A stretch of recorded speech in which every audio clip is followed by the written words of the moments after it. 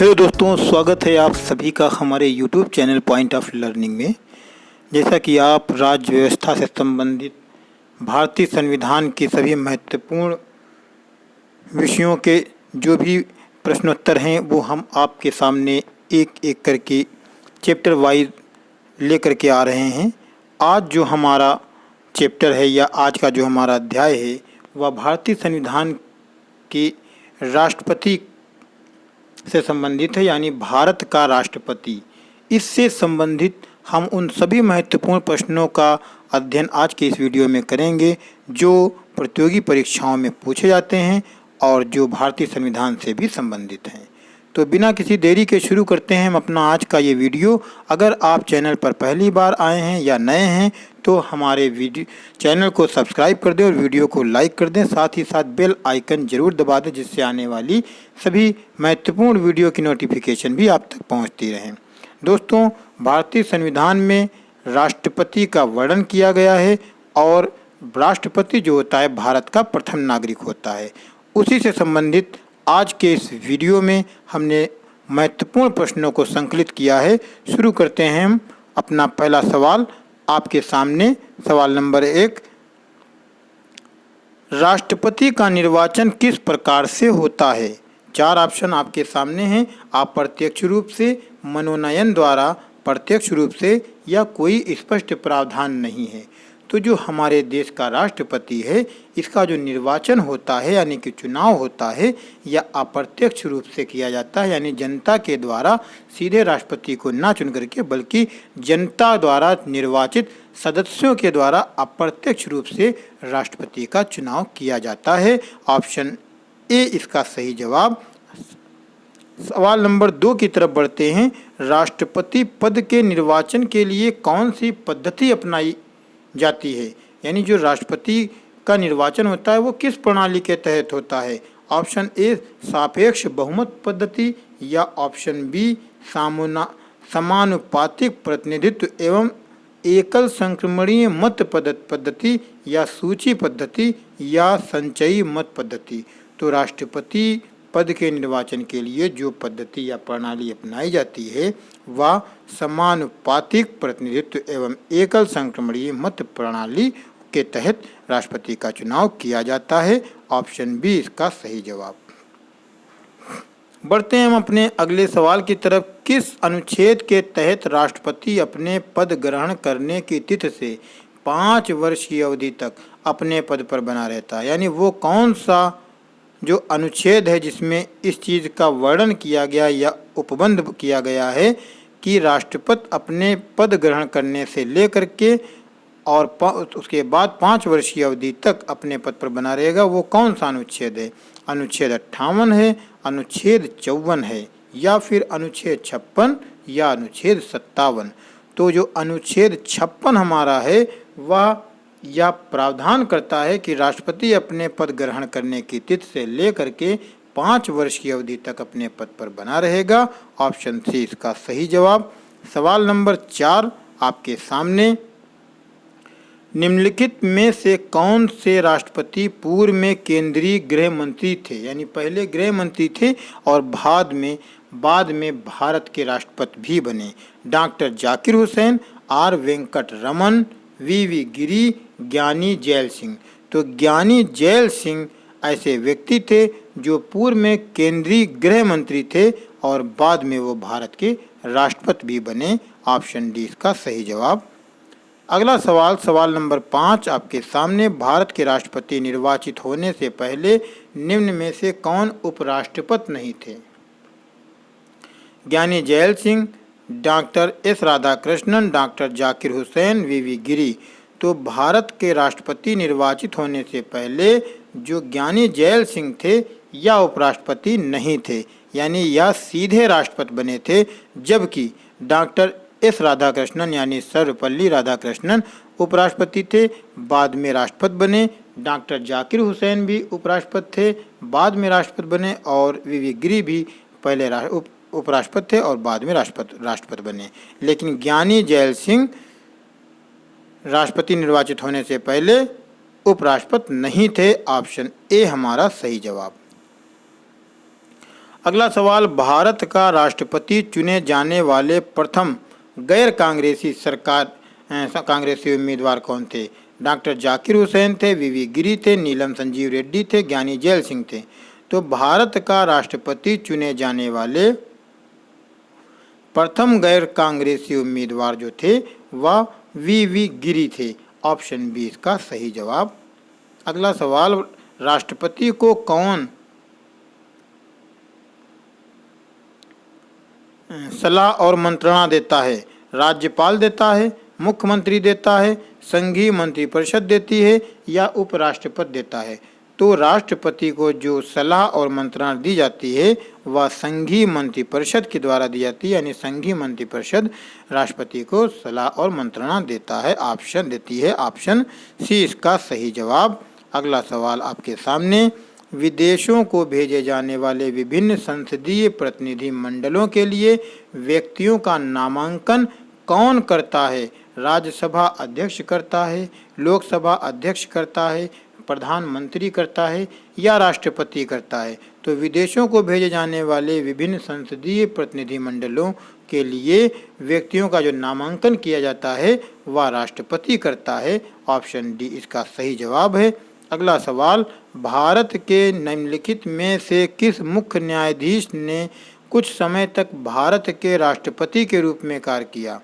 यानी भारत के ऐसे कौन से मुख्य न्यायाधीश हैं जो कुछ समय तक राष्ट्रपति भी रहे? ऑप्शन ए न्यायमूर्ति एम हिदायतुल्ला, ऑप्शन बी न्यायमूर्ति राजेंद्र गडकर, ऑप्शन सी न्यायमूर्ति एच कानिया, ऑप्शन डी न्यायमूर्ति पीएन भगवती। तो जो न्यायमूर्ति एम हिदायतुल्ला हैं वह ऐसे न्यायाधीश थे जो कुछ समय तक भारत के राष्ट्रपति के रूप में जिन्होंने कार्य किया था। ऑप्शन ए इसका सही जवाब। सवाल नंबर 10, निम्नलिखित में से कौन राष्ट्रपति का कार्य नहीं है? यानी निम्न कार्यों में से वो कौन सा ऑप्शन है जो राष्ट्रपति का कार्य नहीं है? ऑप्शन ए लोकसभा का सत्रावसान करना, ये राष्ट्रपति का कार्य है। किसी सत्र के अंतर्गत लोकसभा की बैठक आहूत करना या राष्ट्रपति का कार्य नहीं है। लोकसभा का सत्र बुलाना यह भी राष्ट्रपति का कार्य है और लोकसभा का विघटन करना ये भी राष्ट्रपति का कार्य है। यानी कि जो ऑप्शन ए, सी और डी है यह तीनों ही राष्ट्रपति के कार्य हैं, जबकि हमारा जो ऑप्शन बी है किसी सत्र के अंतर्गत लोकसभा की बैठकें आहूत करना यह राष्ट्रपति का कार्य नहीं है। अगला सवाल, विदेशी देशों के सभी राजदूतों का कमिश्नरों के पत्र किसके द्वारा प्राप्त किए जाते हैं? प्रधानमंत्री के द्वारा, विदेश मंत्री के द्वारा, राष्ट्रपति के द्वारा, उपराष्ट्रपति के द्वारा। तो ये पत्र राष्ट्रपति के द्वारा प्राप्त किए जाते हैं। ऑप्शन सी इसका सही जवाब। अगला सवाल, राष्ट्रपति निम्न में से किस सूची के विषय पर अध्यादेश जारी कर सकता है? राज्य सूची, संघ सूची, राज्य व संघ सूची, संघ व समवर्ती सूची। तो राष्ट्रपति जिस सूची के विषय पर अध्यादेश जारी कर सकता है वह संघ व समवर्ती सूची है। ऑप्शन डी इसका सही जवाब। हमारे संविधान में 3 तरीके की सूचियों को सम्मिलित किया गया है, एक संघ सूची, दूसरी राज्य सूची और तीसरी समवर्ती सूची। तो संघ सूची पर कानून बनाने का अधिकार भारत संघ को है, जबकि राज्य सूची पर कानून बनाने का अधिकार राज्यों को दिया गया है। और इसके अलावा जो तीसरी सूची बचती है वह समवर्ती सूची है और समवर्ती सूची के ऊपर कानून बनाने का अधिकार संघ व राज्य दोनों को होता है, जबकि प्राथमिकता संघ को ही दी जाएगी। सवाल नंबर 13, राष्ट्रपति के चुनाव में विवाद होने पर किसकी सलाह ली जाती है? जब राष्ट्रपति का चुनाव होता है और विवाद हो जाता है तो उस समय किसकी सलाह ली जाती है? सर्वोच्च न्यायालय, लोकसभा अध्यक्ष, उपराष्ट्रपति या चुनाव आयोग? तो जब राष्ट्रपति के चुनाव में विवाद हो जाता है तो ऐसी स्थिति में सर्वोच्च न्यायालय की सलाह ली जाती है। ऑप्शन ए इसका सही जवाब है। अगला सवाल, सवाल नंबर 14, भारत का राष्ट्रपति किसका एक अभिन्न अंग है? मंत्रिपरिषद का, संसद का, लोकसभा का, राज्यसभा का? तो भारत का जो राष्ट्रपति है वह संसद का एक अभिन्न अंग है, क्योंकि संसद के 3 अंग हैं, राष्ट्रपति, लोकसभा और राज्यसभा। तो यहाँ पर हमारा उत्तर है संसद। ऑप्शन बी इसका सही जवाब। अगला सवाल, इनमें से किसने भारतीय गणतंत्र के 12वें राष्ट्रपति के रूप में कार्य किया था? K R. Narayan, R. Venkat Raman, Pratibha Devi Singh Patil, APJ Abdul Kalam. तो जो भारतीय गणतंत्र के जो 12वें राष्ट्रपति थे वे प्रतिभा देवी सिंह पाटिल थीं। ऑप्शन सी इसका सही जवाब। अगला सवाल, निम्नलिखित में से कौन भारत के राष्ट्रपति के चुनाव में भाग नहीं लेता है? राज्यसभा नहीं लेती, लोकसभा नहीं लेती, विधानसभा नहीं लेती है या विधान परिषद नहीं लेती है? तो भारत के राष्ट्रपति के चुनाव में विधान परिषद के सदस्य भाग नहीं लेते हैं, जबकि राज्यसभा, लोकसभा और विधानसभा के सभी सदस्य राष्ट्रपति के चुनाव में भाग लेते हैं। ऑप्शन डी इसका सही जवाब। सवाल नंबर 17, अध्यादेश जारी करने का अधिकार राष्ट्रपति का कौन सा अधिकार है? विधायी अधिकार है, प्रशासनिक अधिकार है, न्यायिक अधिकार है या फिर व्यक्तिगत अधिकार है? तो अध्यादेश जारी करने का जो राष्ट्रपति का अधिकार है वह एक विधायी अधिकार है। ऑप्शन ए इसका सही जवाब। अगला सवाल, भारत के राष्ट्रपति की तुलना निम्नलिखित में से किससे करना सबसे अधिक उचित होगा? फ्रांस के राष्ट्रपति से, ब्रिटेन के सम्राट से, श्रीलंका के राष्ट्रपति से या अमेरिका के राष्ट्रपति से? तो भारत के राष्ट्रपति की तुलना ब्रिटेन के सम्राट से करना सर्वाधिक उचित होगा। ऑप्शन बी हमारा सही जवाब। अगला सवाल आपके सामने, भारत में कार्यपालिका का अध्यक्ष कौन होता है? विरोधी दल का नेता, भारत सरकार का मुख्य सचिव, राष्ट्रपति, प्रधानमंत्री? तो भारत में कार्यपालिका का जो अध्यक्ष होता है वो राष्ट्रपति होता है। ऑप्शन ए इसका सही जवाब। अगला सवाल आपके सामने, भारतीय संविधान के अनुसार देश का प्रथम नागरिक कौन होता है? लोकसभा अध्यक्ष होता है, उपराष्ट्रपति होता है, प्रधानमंत्री होता है या फिर राष्ट्रपति होता है? तो भारतीय संविधान के अनुसार देश का जो प्रथम नागरिक है वो राष्ट्रपति है, यानी कि देश का प्रथम नागरिक राष्ट्रपति होता है। ऑप्शन डी इसका सही जवाब। कार्यकाल पूर्ण होने पर पहले भारत के राष्ट्रपति को उनके पद से कौन हटा सकता है? कार्यकाल पूरा होने से पहले भारत के राष्ट्रपति को उसके पद से किस प्रकार से हटाया जा सकता है? ऑप्शन ए संसद द्वारा महाभियोग लगाकर, ऑप्शन बी प्रधानमंत्री के द्वारा, ऑप्शन सी उपराष्ट्रपति के द्वारा, ऑप्शन डी उच्चतम न्यायालय के मुख्य न्यायाधीश के द्वारा।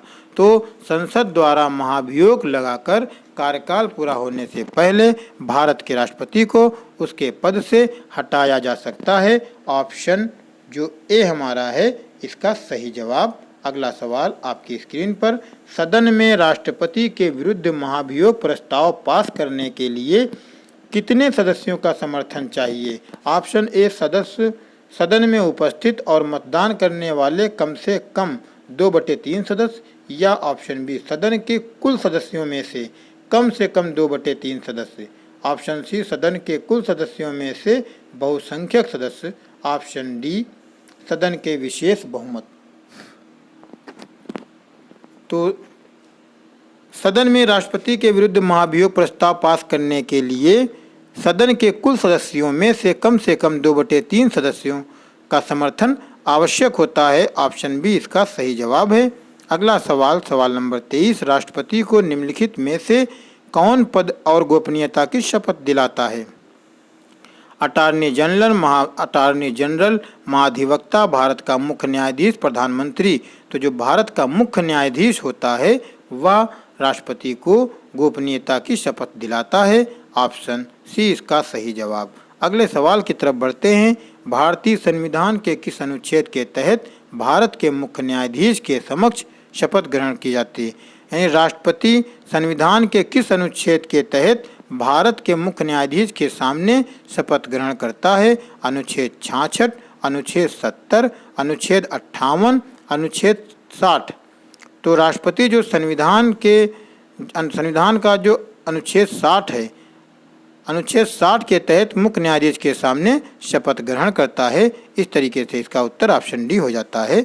अगला सवाल आपके सामने, मुख्य न्यायाधीश की अनुपस्थिति में राष्ट्रपति किसके समक्ष शपथ लेता है? यानी जब मुख्य न्यायाधीश अनुपस्थित होते हैं तब राष्ट्रपति किसके सामने अपनी शपथ ग्रहण करता है? ऑप्शन ए सर्वोच्च न्यायालय का वरिष्ठ न्यायाधीश, ऑप्शन बी उपराष्ट्रपति, ऑप्शन सी महान्यायवादी, ऑप्शन डी लोकसभा अध्यक्ष। तो जब मुख्य न्यायाधीश अनुपस्थित होते हैं तो उस समय भारत का राष्ट्रपति जो शपथ लेता है वह सर्वोच्च न्यायालय के जो सबसे वरिष्ठ न्यायाधीश होता है उसके समक्ष शपथ लेता है। ऑप्शन ए इसका सही जवाब। अगला सवाल, यदि राष्ट्रपति और उपराष्ट्रपति दोनों देश से बाहर हों तो उस स्थिति में उनके कार्यभार को कौन ग्रहण करेगा?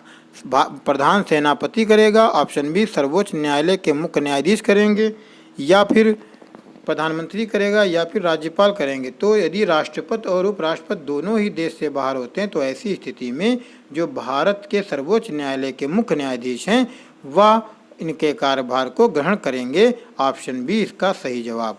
अगला सवाल, केंद्रीय मंत्रिमंडल के मंत्रियों की नियुक्ति कौन करता है? जो केंद्र सरकार होती है इसमें जो मंत्रिमंडल नियुक्त किए जाते हैं इनकी नियुक्ति किन के द्वारा की जाती है? ऑप्शन ए प्रधानमंत्री के द्वारा, ऑप्शन बी राष्ट्रपति के द्वारा, ऑप्शन सी प्रधानमंत्री की सलाह पर राष्ट्रपति के द्वारा, या इनमें से कोई नहीं। तो केंद्रीय मंत्रिमंडल के मंत्रियों की जो नियुक्ति की जाती है वह हमारा यहाँ पे ऑप्शन सी सही है। प्रधानमंत्री की सलाह पर राष्ट्रपति के द्वारा इनकी नियुक्ति की जाती है। ऑप्शन सी इसका सही जवाब। अगला सवाल, भारत के राष्ट्रपति की मर्जी तक निम्नलिखित में से कौन अपने पद पर रह सकता है?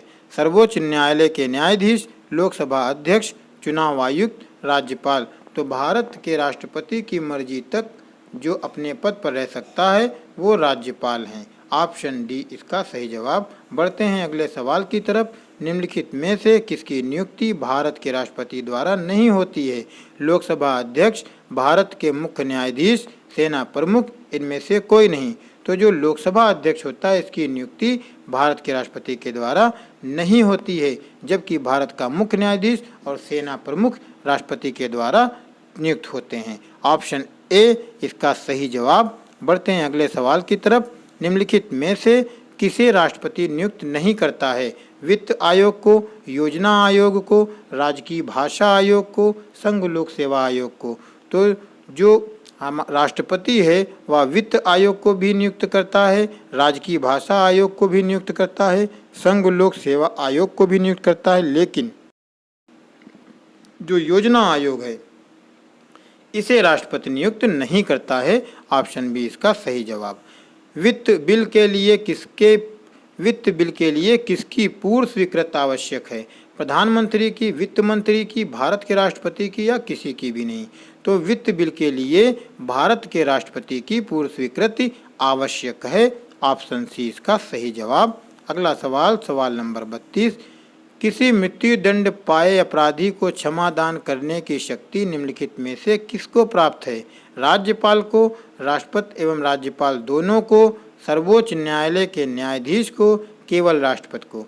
तो यदि किसी व्यक्ति को मृत्युदंड दे दिया जाए, यानी किसी मृत्युदंड पाए हुए अपराधी को जो क्षमा दान करने की शक्ति है वह केवल राष्ट्रपति को प्राप्त है। राष्ट्रपति उस व्यक्ति को क्षमा दान दे सकता है, क्षमा कर सकता है। ऑप्शन डी इसका सही जवाब। अगला सवाल, राष्ट्रपति को लोकसभा में किन 2 सदस्यों को मनोनीत करने का अधिकार है? एंग्लो इंडियन, विशिष्ट क्षेत्र के व्यक्ति, राष्ट्रपति की इच्छा पर निर्भर है, अल्पसंख्यक। तो राष्ट्रपति को लोकसभा में जो 2 सदस्य मनोनीत करने का अधिकार है वो एंग्लो इंडियन सदस्य होते हैं। ऑप्शन ए इसका सही जवाब। बढ़ते हैं अगले सवाल की तरफ। राष्ट्रपति और उपराष्ट्रपति की अनुपस्थिति में कौन कार्यभार ग्रहण करेगा? यह सवाल हमारा दूसरी बार आ गया। प्रधानमंत्री का कैबिनेट, सर्वोच्च न्यायालय का मुख्य न्यायाधीश। तो ऑप्शन बी इसका सही जवाब है कि जब राष्ट्रपति और उपराष्ट्रपति दोनों ही अनुपस्थित होते हैं तो ऐसी स्थिति में सर्वोच्च न्यायालय का मुख्य न्यायाधीश कार्यभार ग्रहण करता है। ऑप्शन बी इसका सही जवाब। अगला सवाल, अध्यादेश जारी करने का अधिकार राष्ट्रपति का कौन सा अधिकार है? न्यायिक अधिकार है, वैयक्तिक अधिकार है, विधायी अधिकार है, प्रशासनिक अधिकार है।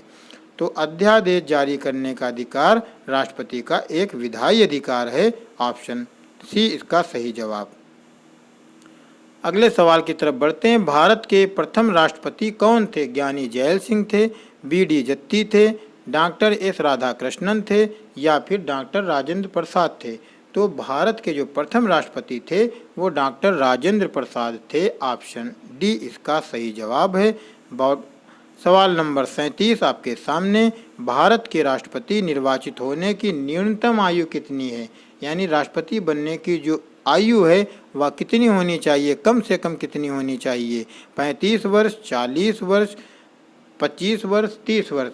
तो भारत का राष्ट्रपति निर्वाचित होने के लिए कम से कम 35 वर्ष की आयु होनी चाहिए। ऑप्शन ए इसका सही जवाब। अगला सवाल, भारत में किसके चुनाव में आनुपातिक प्रतिनिधित्व चुनाव प्रणाली अपनाई जाती है? उपराष्ट्रपति, राष्ट्रपति, राज्यसभा सदस्य, विधान परिषद सदस्य। तो भारत में जो राष्ट्रपति है, राष्ट्रपति के चुनाव में आनुपातिक प्रतिनिधित्व चुनाव प्रणाली अपनाई जाती है। ऑप्शन बी इसका सही जवाब है। अब बढ़ते हैं अगले सवाल की तरफ। राष्ट्रपति चुनाव संबंधी मामले किसके पास भेजे जाते हैं? चुनाव आयोग के पास, संसद के पास, उच्चतम न्यायालय के पास, उपराष्ट्रपति के पास। तो राष्ट्रपति चुनाव संबंधी मामले जो होते हैं, यानी जो राष्ट्रपति के चुनाव से संबंधित मामले होते हैं, उनको उच्चतम न्यायालय के पास भेजा जाता है। ऑप्शन सी इसका सही जवाब। अगला सवाल, सवाल नंबर 40 आपकी स्क्रीन पर। राष्ट्रपति पद के चुनाव संबंधी विवाद को किसे निर्देशित किया जाता है? संसदीय समिति को, लोकसभा अध्यक्ष को, निर्वाचन आयोग को या उच्चतम न्यायालय को? तो राष्ट्रपति पद के चुनाव संबंधी विवाद को उच्चतम न्यायालय को निर्देशित किया जाता है। ऑप्शन डी इसका सही जवाब। सवाल नंबर 41 आपके सामने, किसी भी अभियुक्त की फांसी की सजा को बदलने या कम करने का अधिकार किसे दिया गया है? राष्ट्रपति को दिया गया है, प्रधानमंत्री को दिया गया है, मुख्य न्यायाधीश को दिया गया है, लोकसभा अध्यक्ष को दिया गया है। तो किसी भी ऐसे व्यक्ति को या किसी भी अभियुक्त को जिसको फांसी की सजा दे दी गई है, उसे उस फांसी की सजा दे दी गई है, इस सजा को बदलने का या कम करने का जो अधिकार है वो राष्ट्रपति को अधिकार दिया गया है। राष्ट्रपति यदि चाहे तो किसी भी व्यक्ति की फांसी की सजा को कम कर सकता है या उसको क्षमादान भी दे सकता है। ऑप्शन डी इसका सही जवाब। अगला सवाल आपके सामने, किसी विधि के प्रश्न पर सर्वोच्च न्यायालय से परामर्श लेने का अधिकार किसको है? जब कोई प्रश्न विधि से संबंधित होता है, ऐसी स्थिति में सर्वोच्च न्यायालय से जो परामर्श लेता है वह कौन है? प्रधानमंत्री, राष्ट्रपति, उच्च न्यायालय या फिर उपरोक्त सभी? तो जो राष्ट्रपति है, भारत का जो राष्ट्रपति है, वह सर्वोच्च न्यायालय से किसी भी विधि के प्रश्न के ऊपर, यानी जो विधि का प्रश्न होगा उससे संबंधित राष्ट्रपति जो है सर्वोच्च न्यायालय से परामर्श लेने का अधिकार रखता है। ऑप्शन बी इसका सही जवाब। अगला सवाल, निम्नलिखित में से कौन कभी भारत का राष्ट्रपति नहीं रहा? डॉक्टर जाकिर हुसैन, ज्ञानी जैल सिंह, सी राजगोपालाचारी, डॉक्टर एस राधाकृष्णन। तो जो यहाँ पर डॉक्टर जाकिर हुसैन हैं, ज्ञानी जैल सिंह हैं और ऑप्शन डी जो हमारा डॉक्टर सर्वपल्ली राधाकृष्णन हैं, यह भारत के राष्ट्रपति रहे हैं। जबकि सी राजगोपालाचारी जो हैं यह भारत के राष्ट्रपति नहीं थे, बल्कि यह जब भारत स्वतंत्र हुआ, अंग्रेजों से आज़ाद हुआ, तब यह स्वतंत्र भारत के प्रथम गवर्नर जनरल जरूर रहे। ऑप्शन सी इसका सही जवाब, सी राजगोपालाचारी। अगले सवाल की तरफ बढ़ते हैं। सवाल नंबर 44, निम्नलिखित में से कौन सा राष्ट्रपति के निर्वाचन का भाग है परंतु उसके महाभियोग अधिकरण का भाग नहीं है? राज्यों की विधान परिषदें, लोकसभा, राज्यसभा, राज्यों की विधान सभाएं। तो जो राज्यों की विधान सभाएं हैं या राष्ट्रपति के निर्वाचन का तो भाग हैं, परंतु उसके महाभियोग अधिकरण का भाग नहीं है। यानी जो राज्यों की विधानसभा के सदस्य हैं वो राष्ट्रपति के निर्वाचन में, उसके चुनाव में तो भाग लेते हैं, परंतु यदि राष्ट्रपति पर जब महाभियोग लगाया जाता है तो उस समय विधानसभा के सदस्य उसमें भाग नहीं लेते हैं। जबकि क्योंकि महाभियोग में केवल संसद के दोनों सदनों के सदस्य ही भाग ले सकते हैं और संसद के दोनों सदस्य ही भाग लेते हैं। इसीलिए राज्यों की विधानसभाओं के सदस्य जो हैं वो राष्ट्रपति के चुनाव का तो भाग हैं, लेकिन महाभियोग अधिकरण का भाग नहीं है। ऑप्शन डी इसका सही जवाब। अगले सवाल की तरफ बढ़ते हैं। सवाल नंबर 45 आपके सामने, लोकसभा निम्नलिखित में से किसके द्वारा भंग की जाती है? प्रधानमंत्री के द्वारा, प्रधानमंत्री के परामर्श से राष्ट्रपति द्वारा, प्रधानमंत्री द्वारा, प्रधानमंत्री के परामर्श से लोकसभा अध्यक्ष द्वारा, या इनमें से कोई नहीं। तो जो लोकसभा है इसको भंग करने की जो शक्ति है, यानी लोकसभा जो भंग की जाती है वह प्रधानमंत्री के परामर्श से राष्ट्रपति द्वारा भंग की जाती है। यानी प्रधानमंत्री के परामर्श से राष्ट्रपति कभी भी लोकसभा को भंग कर सकता है। ऑप्शन ए इसका सही जवाब। अगला सवाल आपके सामने, भारत सरकार का संवैधानिक अध्यक्ष कौन है? भारत सरकार का संवैधानिक अध्यक्ष कौन होता है? तो महान्यायवादी होता है, राष्ट्रपति होता है, प्रधानमंत्री होता है, या भारत का मुख्य न्यायाधीश होता है? तो भारत का जो संवैधानिक अध्यक्ष है वह राष्ट्रपति होता है। ऑप्शन बी इसका सही जवाब है। अगले सवाल की तरफ बढ़ते हैं। यदि भारतीय उपराष्ट्रपति अपना पद त्याग करने का निर्णय लेते हैं तो वे अपना त्यागपत्र किसे संबोधित करके लिखेंगे? यानी वो किसके नाम पर त्यागपत्र लिखेंगे, किसे नामित करेंगे? ऑप्शन ए मुख्य न्यायाधीश को, ऑप्शन बी लोकसभा अध्यक्ष को, ऑप्शन सी राष्ट्रपति को, ऑप्शन डी प्रधानमंत्री को। तो जो भारतीय उपराष्ट्रपति हैं और जब वह अपना त्यागपत्र कभी देने का निर्णय लेते हैं तो वह अपने त्यागपत्र के लिए राष्ट्रपति को संबोधित करके अपना त्यागपत्र लिखेंगे। ऑप्शन सी इसका सही जवाब। अगला सवाल, सवाल नंबर 48, भारतीय संविधान के अनुसार संघ की कार्यपालिका किस में निहित होती है? संसद में, मंत्रिपरिषद में, प्रधानमंत्री में, राष्ट्रपति में? तो भारतीय संविधान के अनुसार जो संघ की कार्यपालिका शक्तियां हैं वह राष्ट्रपति में निहित होती हैं। ऑप्शन डी इसका सही जवाब है। अगले सवाल की तरफ बढ़ते हैं हम। भारतीय संविधान के अनुसार देश की 3 सेनाओं का अध्यक्ष सुप्रीम कमांडर कौन होता है? यानी देश की तीनों सेनाओं का अध्यक्ष, तीनों सेनाओं से मतलब जल सेना, थल सेना और वायु सेना है, और इन तीनों सेनाओं का जो सुप्रीम कमांडर है वह कौन है? राष्ट्रपति है, उपराष्ट्रपति है, थल सेना अध्यक्ष है, फील्ड मार्शल है? तो भारतीय संविधान के अनुसार देश की जो तीनों सेनाएं हैं उनका जो अध्यक्ष होता है या सुप्रीम कमांडर होता है वो भारत का राष्ट्रपति होता है। ऑप्शन ए इसका सही जवाब है। अगले सवाल की तरफ हम बढ़ते हैं। सवाल नंबर 50 आपके सामने, भारतीय सशस्त्र सेनाओं का सर्वोच्च कमांडर कौन होता है?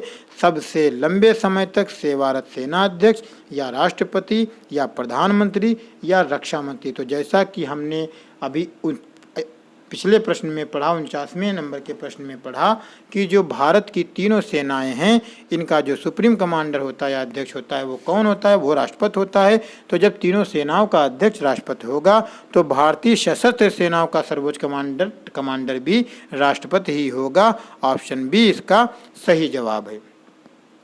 इस तरीके से दोस्तों आज की हमने अपनी इस वीडियो में भारत के जो राष्ट्रपति हैं, जो भारत के राष्ट्रपति का पद है और वो किस अनुच्छेद से संबंधित है, तो भारत के राष्ट्रपति से संबंधित उन सभी महत्वपूर्ण विषयों को अपने आज के इस वीडियो में हमने शामिल करने की कोशिश की जो प्रश्न प्रतियोगी परीक्षाओं में बार बार या अधिक बार पूछे जाते हैं। इन सभी महत्वपूर्ण विषयों को हमने आज अपने इस वीडियो में शामिल किया। दोस्तों वीडियो आपको कैसी लगी कमेंट बॉक्स में बताएं। अगर वीडियो को आपने अभी तक लाइक नहीं किया है तो लाइक ज़रूर कर दें और चैनल को हमारे सब्सक्राइब ज़रूर कर दें। मिलते हैं हम अगले नए अध्याय में।